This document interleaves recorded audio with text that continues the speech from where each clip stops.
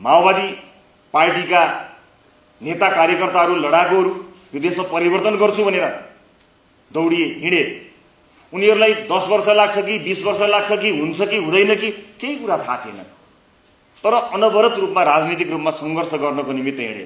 ज्यानको जोखिममा लागेका थिए, कयौं नेताहरूको टाउकाको मूल्य चढाइएको थियो। उनीहरूलाई थाहा थिएन परिवर्तन आउँछ कि आउँदैन, कहिले आउँछ भन्ने कुराको उनीहरूलाई हेक्का थिएन, तर ज्यानलाई जोखिममा राखेर जुन अनवरत सङ्घर्ष उनीहरूले गरे, जसको जेसुकै उद्देश्यता भए पनि कुनै आस्थाका हिसाबले विचारका हिसाबले हामी त्यहाँ सहमत हुन नसके तापनि परिवर्तनको एउटा बाटोमा हुमिएका ती राजनीतिक मानिसहरू उनीहरूलाई थाहा थिएन के परिवर्तन आउँछ कि आउँदैन, व्यवस्था परिवर्तन गर्न सकिन्छ कि सकिँदैन, यो फेर्न सकिन्छ कि सकिँदैन, प्रणाली बदल्न सकिन्छ कि सकिँदैन, उनीहरूलाई केही पनि थाहा थिएन।